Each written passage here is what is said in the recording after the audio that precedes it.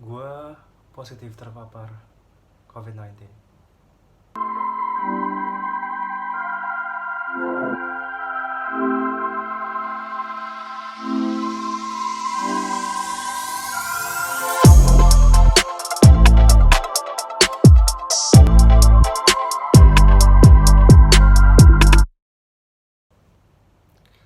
Halo, balik lagi di channel di luar jam kantor.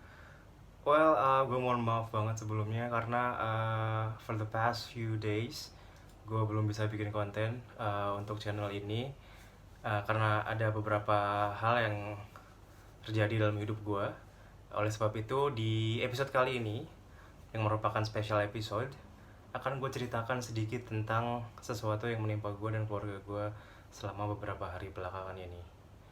Dan tidak sesuai dengan tema yang ada di channel YouTube ini, dimana biasanya akan ngebahas soal travel, gym, kuliner, sama musik. Kali ini di special episode ini gue akan ngebahas khusus untuk coronavirus.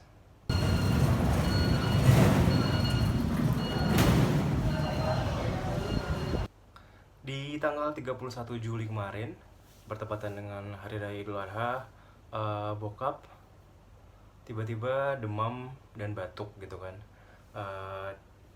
Dan seperti biasa, keluarga gue tuh biasanya kalau misalnya cuma demam sama batuk, kita ngobatinnya kayak diusapin minyak angin atau enggak dikerik badannya gitu kan, sama diminumin obat batuk dan obat demam gitu. Biasanya sehari 2 hari juga akan sembuh dengan sendirinya.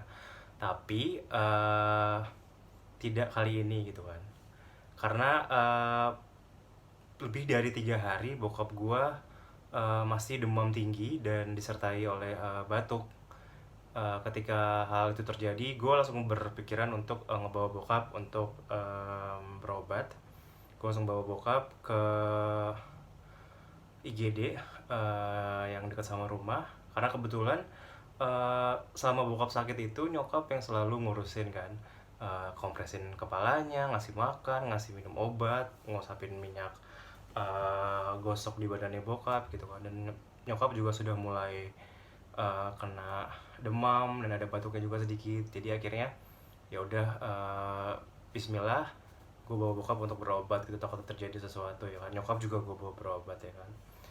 Pada saat itu bokap udah tes darah juga dan dinyatakan negatif untuk demam berdarah dan juga negatif untuk tipes. Nyokap waktu itu dokternya cuma bilang bahwa tensinya nyokap tinggi gitu kan, makanya harus istirahat yang cukup karena mungkin kecapean kemarin habis lebaran, habis masak cukup banyak gitu kan buat di rumah. Nah, setelah itu karena hasilnya negatif DBD dan juga negatif tipes, dokter menyarankan untuk bokap swab test gitu kan. Dan akhirnya swab test, gue juga waktu itu ikut swab test tanggal 4 Agustus. Gue sama bokap swab. Terus nah, hasil swabnya itu kan nggak langsung jadi ya, harus nunggu kurang lebih 2 sampai 3 hari. Tepat tanggal 7 Agustus hari Jumat itu hasilnya keluar, gue negatif dan bokap gue positif. Nah, kali itu yang jadi fokus utama gue adalah gimana caranya gue bisa dapetin rumah sakit rujukan untuk COVID-19 ya kan, untuk supaya bapak gue di treatment dengan baik dan lekas sembuh gitu kan. Gue panik karena bokap gue tuh ada riwayat penyakit jantung kan. Gue tuh coba untuk hubungin Wisma Atlet, dan Wisma Atlet nggak bisa karena Wisma Atlet itu hanya untuk pasien dengan gejala COVID yang ringan dan tidak ada penyakit bawaan. Apa sih penyakit bawaan itu? Penyakit bawaan itu seperti ada jantung, kemudian ada paru-paru, ada diabetes, dan juga ada penyakit darah seperti hipertensi gitu kan. Untuk penyakit-penyakit seperti itu, penyakit-penyakit bawaan seperti itu nggak bisa dirawat di sini gitu kan, di Wisma Atlet. Akhirnya gue nyari lagi rumah sakit rujukan yang lain yang bisa buat bokap gue berobat gitu kan. Karena semua rumah sakit saat itu penuh ya. Sebagaimana kita tahu, semakin hari COVID, orang-orang yang terpapar COVID itu banyak banget kan. Jadi rumah sakitnya penuh gitu. Tapi untungnya alhamdulillah saat itu gue nemu satu rumah sakit umum daerah yang dekat sama rumah. dan bokap akhirnya dirawat di sana.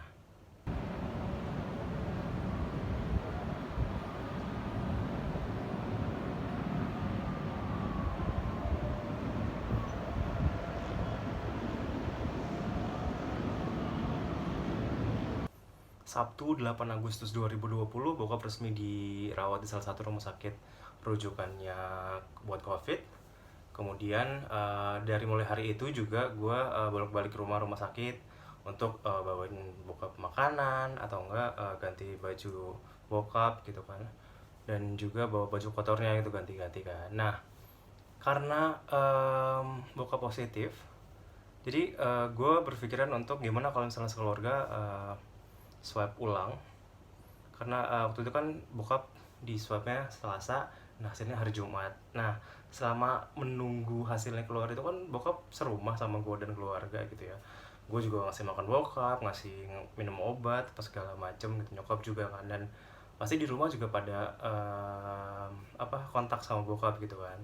Dan meskipun kita pakai masker sih gitu kan, tapi tetap aja gue untuk make sure dan untuk bikin lebih aman, akhirnya gue memutuskan untuk gimana kalau sekeluarga kita swipe ulang gitu kan. Keluarga gue tuh ada gue, dua adik gue perempuan, satu adik ipar gue, sama satu keponakan gue.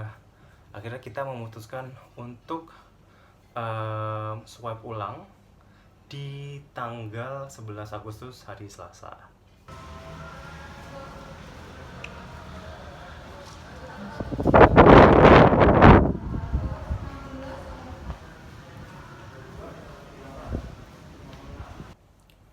Stigmanya COVID-19 ini kan udah cukup jelek gitu ya di masyarakat ya.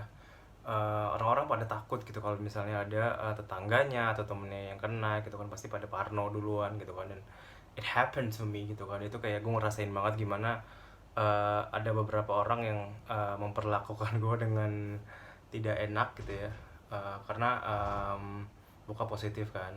Jadi ya ketika buka positif, hal-hal yang harus gue ambil adalah saat itu melapor ke RT setempat, bilang juga ke kantor gue bahwasannya bokap sakit, dan gue juga minta izin untuk work from home, dimana sambil menunggu hasil swab ulang gue harus stay di rumah dulu gitu untuk memastikan gue tidak kemana-mana dan memastikan bahwa diri gue sendiri aman gitu kan.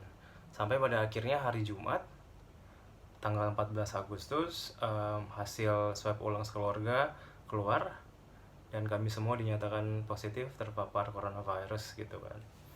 Itu rasanya sih nggak se-shock pas pertama bokap kena gitu ya, karena gue udah feeling sebelum swab bahwasannya kayaknya gue dan keluarga juga bakalan kena, karena kan kita cukup kontak dengan bokap kan pas bokap masih di rumah gitu.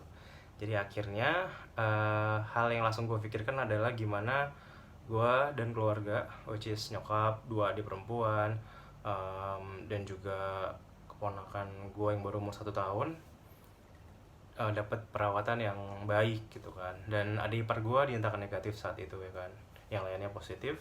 Gue harus nyari cara gimana dapetin rumah sakit rujukan untuk kita semua gitu kan.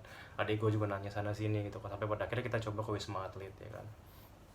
Waktu itu bokap kan gak bisa dapet ke Wisma Atlet karena bokap ada penyakit bawaan, which is jantung ya kan. Dan ketika gue dan keluarga gue yang lain ke Wisma Atlet, alhamdulillahnya lagi adalah di sini di Wisma Atlet kita diterima karena gejala yang kita punya nggak berat, cukup ringan gitu ibaratnya. Nggak ringan juga sih ya, so-so lah gitu, dan kita juga nggak ada penyakit bawaan kan gitu. Jadi kita semua dirawat di Wisma Atlet Kemayoran sekeluarga mulai hari Jumat 14 Agustus ya kan. Gua saat itu banyak sih yang gue rasakan ya, karena pikiran berkecamuk segala macem gitu kan, karena ada beberapa hal yang harus gue kerjain pada akhirnya harus ketunda gara-gara ini gitu kan. Belum lagi ngadepin stigma jelek dari masyarakat sekitar gitu kan. Dan kelihatan sih di sini gitu, ketika gue kena COVID kelihatan yang mana yang benar-benar care dan mana yang benar-benar cuman ada saat kita lagi seneng gitu. Kemudian kalau misalnya teman-teman ada yang nanya gitu ya, apa sih yang gue rasain gitu, apa gejalanya itu apa gitu. Kalau misalnya bokap kan udah jelas ada batuk sama demam, nyokap juga batuk sama demam gitu kan. Adik gue yang perempuan dua-duanya agak sesek katanya sebelum swabnya keluar gitu kan. Kalau gue tuh sama sekali nggak ada gejala, gue I'm totally fine gitu kan. Dan ketika Hamin 1 apa Hamin 2 tuh sebelum hasil keluar, gue cuman kehilangan indera penciuman gue nggak bisa nyium bau makanan, bau parfum, bau semprotan pembasmi serangga gitu. Gue nggak bisa nyium, bahkan gue nggak bisa nyium bau kentut gue sendiri gitu kan. Terus makan pun gue kehilangan selera makan gue karena nggak tahu kenapa gitu ya, setiap makan rasanya nggak ada rasa gitu, nggak, lidah gue, pengecap gue nggak bisa merasakan hal tersebut gitu kan. Dari situ sih feeling gue udah mulai nggak enak ya kan. Tapi ya udahlah, akhirnya ketika gue dirawat sekeluarga baru deh gejala-gejala lain nongol tuh di dalam diri gue, seperti sesek di dada gitu ya. Seseknya sih nggak sampai tahap yang bener-bener sesek nggak bisa napas banget, cuman ketika gue narik napas gitu itu kayak agak sakit sih, perjuangan banget gitu. Hari pertama di Wisma Atlet malamnya gue selalu bangun jam 2 jam 3 gitu ya untuk ngerasain gue nggak bisa napas properly gitu ya kan. Nah itu selama beberapa hari gue nggak bisa napas gitu. Tengah malam kebangun baru bisa tidur lagi jam 5 atau jam 6 subuh gitu kan. Sampai beberapa hari kita dirawat di sini, nyokap sudah menunjukkan gejalanya cukup baik. Adik gue juga sama gitu kan. Cuman ponakan gue yang umur 1 tahun agak rewel gitu kan, karena kan baru umur 1 tahun ya, belum bisa ngomong gitu, belum bisa ngasih tahu apa yang dia rasain gitu kan. Jadi kita bingung gitu, dikasih makan nggak mau, rewel, nangis mulu, itu sih PR-nya gitu kan.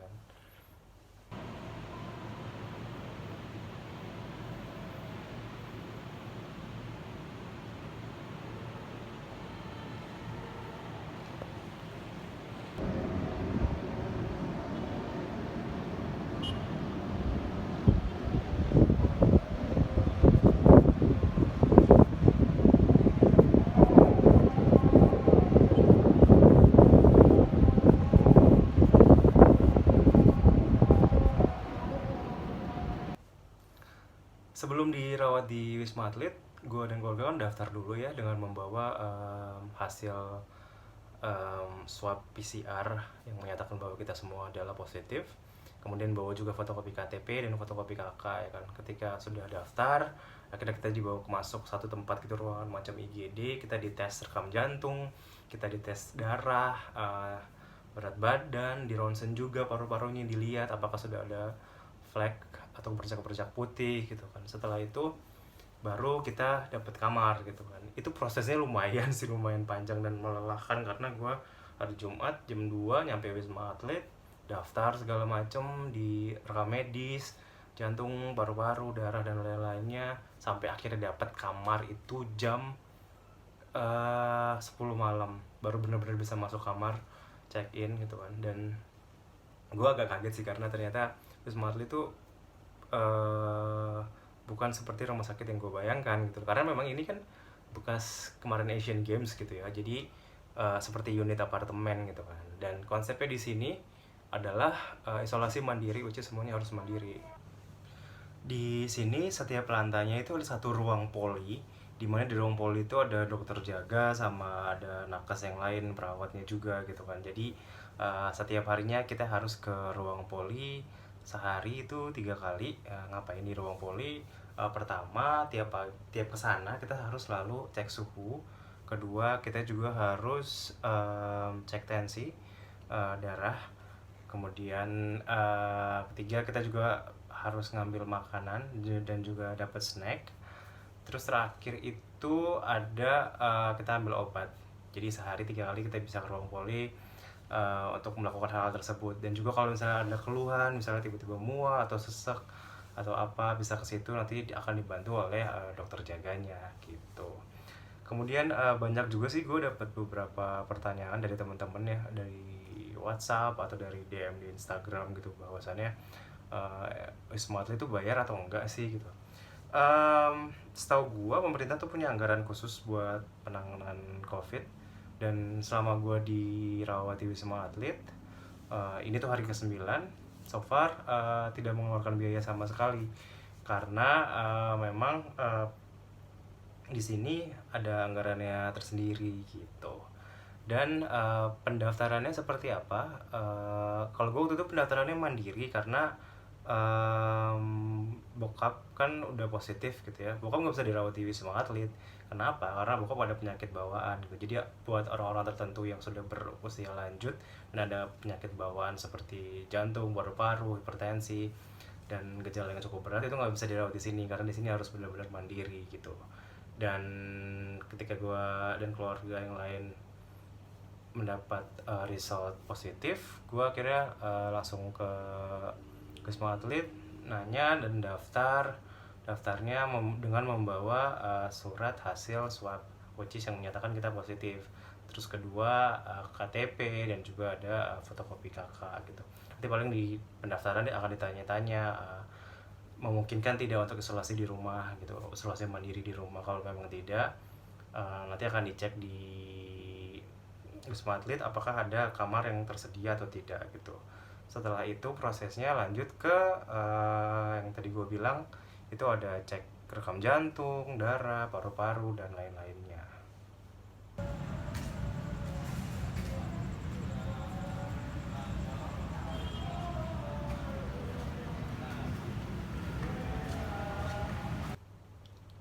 Intinya sih gini ya, once lo dinyatakan positif COVID-19, hal yang perlu lo ingat adalah lo jangan panik, jangan stres. Karena kalau misalnya lo panik dan stres itu akan menurunkan imun lo. Sementara lo butuh banget imun yang bagus supaya badan lo juga sehat gitu kan, dan virusnya cepet hilang gitu ibaratnya kan. Dan di Wisma Atlet tuh banyak hal-hal yang gue dapetin seputar COVID-19 yang sebelumnya gue nggak tahu gitu loh. Bahwasannya dulu tuh ya gue sangat apa ya, takut gitu, atau pikiran gue tuh sangat menyeramkan tentang COVID. Tapi ternyata tidak semenyeramkan itu. Bahkan kalau bisa gue bilang COVID itu sama kayak flu pada umumnya, cuman mungkin proses penyembuhannya lebih lama dan penyebarannya ke orang lain atau penularannya itu lebih cepat gitu. Dan lagi pula dengan adanya berita-berita dan stigma di masyarakat, jadi orang-orang tuh pada udah takut duluan gitu. Bahkan untuk di rapid atau untuk di swab atau PCR, orang-orang tuh udah takut duluan hasilnya nanti positif atau gimana-gimana gitu. Jadi makanya orang-orang pada takut dan nggak mau untuk melakukan swab gitu ya. Kalau misalnya lo nanya better mana sih mas untuk ngelakuin tes PCR, swab atau rapid test, menurut gue sih ya yang sangat akurat itu swab. Karena gue nggak ngerti sih istilah kedokteran gimana, cuman ketika swab ulang waktu itu sekeluarga, adik gue tuh sempat dirapid dulu. Dia hasilnya non reaktif, tapi ketika hasil swabnya keluar, swabnya itu positif gitu. Jadi menurut gue jauh lebih akurat dan lebih baik kalau misalnya lo mau ngecek, mendingan langsung swab atau PCR aja gitu. Itu lebih akurat hasilnya begitu.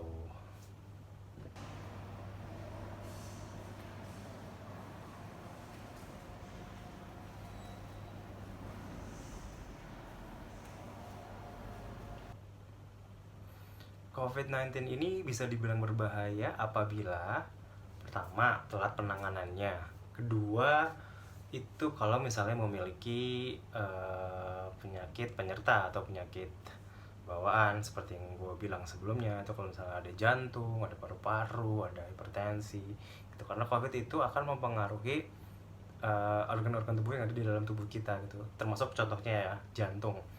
COVID itu akan mempengaruhi detak jantung kita gitu loh. Dan makanya kalau misalnya telat penanganannya dan orang-orang dengan penyakit bawaan itu lebih riskan gitu, lebih berbahaya gitu. Dan buat teman-teman anak muda juga sebenarnya bisa jadi carrier kalau misalnya nggak jaga kesehatan atau nggak jaga kebersihan tubuhnya gitu. Jadi mendingan kalau misalnya mau dari luar rumah, ketika masuk ke dalam rumah tuh langsung ke kamar mandi untuk mandi, keramas, dan bersih-bersih. Jangan sampai nanti anak-anak muda yang pulang dari luar rumah terus masuk ke dalam, terus malahan jadi membawa virusnya ke dalam rumah, ke orang tua gitu kan, ke adik bayi juga. Itu sih buat gua. Dan mau ngingetin lagi aja bahwasannya Kalau misalnya memang cukup aktif kegiatannya di luar rumah, harus selalu ingat pakai masker, jangan dilepas-lepas, dan pakai maskernya juga yang benar gitu. Karena ada yang beberapa yang suka taruh di dagu gitu, atau suka dibuka gitu kan. Terus kedua, kalau misalnya kumpul-kumpul atau mau makan siang di kantor, better sih bawa tempat makan sendiri, hand sanitizer sendiri, terus bawa tisu sendiri gitu, dan juga alat makan sendiri. Dan kalau bisa diusahakan kalau makan siang jangan bareng-bareng, karena gue yakin banget kalau misalnya lo lagi makan siang bareng-bareng, yang ada lo ngobrol kan, dan itu bisa secara tidak langsung nyiprat gitu kan dari mulut lo ke orang lain gitu kan. Karena jujur ya, karena OTG di Indonesia tuh banyak banget gitu kan, ada banyak banget orang tanpa gejala yang nggak sadar kalau dirinya itu punya coronavirus dalam tubuhnya gitu loh. Dan mereka ya keluyuran aja, santai gitu kan, dan gak ngerasain apa-apa gitu kan, padahal mereka OTG gitu, dan bisa menularkan terhadap orang lain yang imunnya mungkin rendah gitu.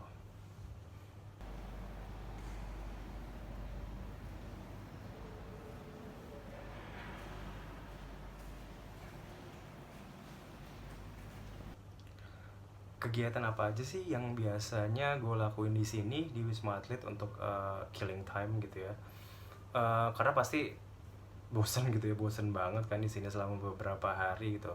Biasanya sih yang gue lakuin di sini kalau pagi habis sarapan pasti berjemur. Jadi ada satu lantai yang memang khusus berjemur untuk kena matahari pagi, kan bagus buat kesehatan. Setelah itu paling ya balik lagi ke kamar, balik lagi ke ruangan gitu kan. Di ruangannya tuh seperti unit apartemen. Jadi satu unit itu ada dua kamar yang terdiri dari kamar besar dan kamar kecil. Kamar besarnya ada dua tempat tidur, dan kamar kecilnya ada satu tempat tidur. Jadi satu unit apartemen itu, satu unit di Wisma Atlet itu ada atau dikhususkan untuk 3 orang pasien gitu. Karena gue sekeluarga, jadi gue uh, ditempatkan di dua unit yang berbeda. Satu unit buat gue, nyokap dan adik bungsu, satu lagi untuk adik gue yang satu lagi dan ponakan gue gitu. Terus kegiatannya yang pasti selain berjemur ya makan, minum obat, sholat gitu ya, sama paling ya untuk bunuh waktu uh, gue baca atau nonton nonton dari Netflix, YouTube, atau juga mungkin buka sosmed gitu ya. Karena kalau misalnya orang yang nggak terbiasa di dalam ruangan aja pasti bosen kan gitu loh. Jadi gue harus mencari cara supaya gue nggak stres dan nggak bosen di sini gitu.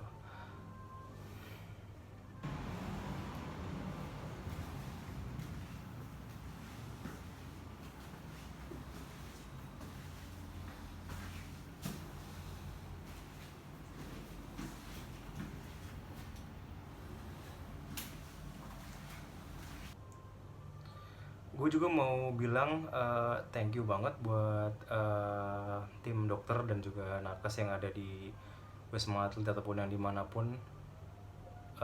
Mereka adalah salah satu garda terdepan untuk memerangi COVID-19 gitu ya. Gue salut banget sama mereka karena dedikasinya yang luar biasa gitu loh. Gue sempat ngobrol juga sama beberapa nakes yang ada di sini gitu ya, karena mereka harus pakai pakaian lengkap ya, pakai APD lengkap gitu. Jadi di sini tuh ada 3 shift kalau nggak salah, 8 sampai 9 jam per shiftnya. Dan selama shiftnya mereka tuh nggak boleh makan, nggak boleh minum, nggak boleh buang air kecil gitu. Bahkan ada yang pakai pampers gitu loh kalau misalnya kebelet untuk pipis gitu. Karena APD itu cuma bisa sekali pakai gitu. Jadi kalau misalnya udah dipakai di pas masuk kerja, ya lu bisa ngebuka lagi saat mau pulang gitu. Jadi lu nggak bisa buka pakai gitu seenaknya gitu. Karena kan di sini juga apa ya, bisa dibilang infeksinya cukup besar gitu loh daerahnya kan, karena banyak pasien COVID yang lain juga gitu. Dan gue juga cukup amazed sih bahwasannya dedikasinya mereka luar biasa gitu untuk penyembuhan, untuk membantu proses penyembuhan para pasien di sini gitu. Thank you banget. Jadi segitu aja sih buat gue untuk episode luar jam kantor kali ini. Mau ngingetin lagi bahwasannya COVID itu um, apa ya, cukup berbahaya buat orang-orang yang memiliki penyakit bawaan atau dengan usia lanjut. Oleh sebab itu, anak-anak muda yang sekarang masih sering banget keluyuran kesana kemari, hahihi. Kalau bisa sih dikurangi intensitas keluar rumahnya, kemudian pakai masker, dan sering-sering cuci tangan juga. Kalau sampai rumah langsung mandi, langsung bersih-bersih gitu kan. Karena COVID ini kalau misalnya lo yang kena sih nggak apa-apa, lo doang gitu kan. Tapi kan lo bisa menularkannya sama orang-orang terdekat, sama orang-orang yang lo sayangin gitu loh. Apalagi di keluarga yang tinggal bareng satu atap gitu. Itu lebih berbahaya kan. Itu aja sih. Stay safe semuanya. Thank you banget buat nonton episode ini. Kalau misalnya suka sama apa yang gue jelasin, bisa langsung like atau subscribe channel ini dan komen juga di bawah. Sebisa mungkin bakalan gue balas. Ini hari ke-9 gue di Wisma Atlet. Tadi pagi barusan swab. Semoga hasilnya negatif dan gue bisa cepat pulang dan beraktivitas kembali. Terima kasih. See you.